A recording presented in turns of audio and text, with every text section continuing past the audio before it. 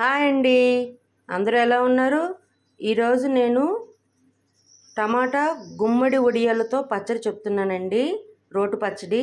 దీనికి కావాల్సింది టమాటాలు, మీడియం సైజ్ టమాటాలు 6 తీసుకున్నాను.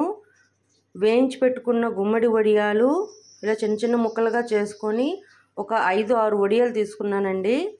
పచ్చిమిర్చి నా కారం తగ్గట్టు 5 నుంచి 6 తీసుకున్నాను. చింతపండు ఒక 2 రెమ్మలు, జీలకర్ర 1/2 టేబుల్ స్పూన్, తాలింపుకి కావాల్సింది ఆవాలు, జీలకర్ర, ఎండుమిరపకాయలు, కరివేపాకు, ఇంగువ. అండిలో ఒక 2 టేబుల్ స్పూన్ ఆయిల్ వేసుకొని దానిలో ఈ పచ్చిమిర్చి వేయించుకొని ఒక 5 to 10 మినిట్స్ వేయించుకున్న తర్వాత ఒక మిక్సీ జార్లోకి తీసుకుందాం.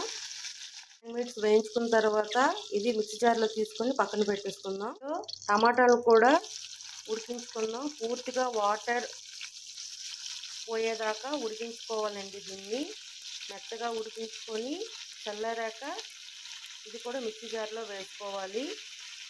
పోయేదాకా టమాటాలను ఉడికించి అవి చల్లారేదాకా ఉంచుకోవాలి. ఈలోగా మనం ఒక మిక్సీ జార్లో ఈ వేయించి పెట్టుకున్న పచ్చిమిరపకాయలు, వెల్లుల్లి రబ్బలు ఒక 3, చింతపండు 2 రెమ్మల దాకా, జీలకర్ర ముందు గ్రైండ్ చేసి పెట్టుకుందాం.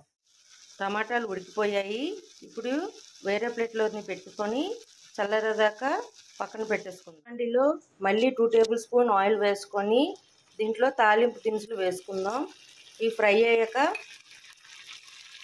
మనం వేయించి పెట్టుకున్న గుమ్మడి వడియాలు కూడా ఒక 5 మినిట్స్ వేయించుకోవాలి.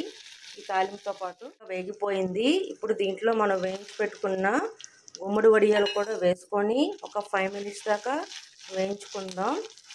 వేయించుకున్నాక ఈ తాలింపులో కావాలంటే మీరు వెల్లుల్లి వేసుకోవచ్చు. నేనైతే వేయలేదు.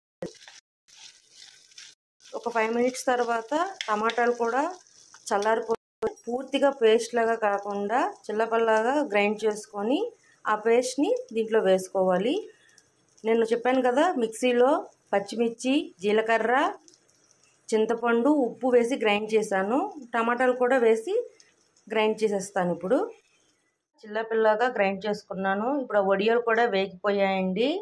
ఇప్పుడు ఈ పేస్ట్ను కూడా నేను దాంట్లో వేసేసి బాగా మిక్స్ చేసుకుంటాను.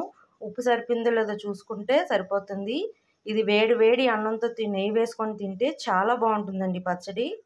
మిక్స్ చేసుకొని కలుపుకున్నాను. ఒక 2 మినిట్స్ తర్వాత ఇది ఆఫ్ చేసేయడమే. ఇది వేడి వేడి అన్నంలో నెయ్యి వేసుకొని సర్వ్ చేసుకుంటే ఈ పచ్చడి టేస్ట్ చాలా బాగుంటుందండి.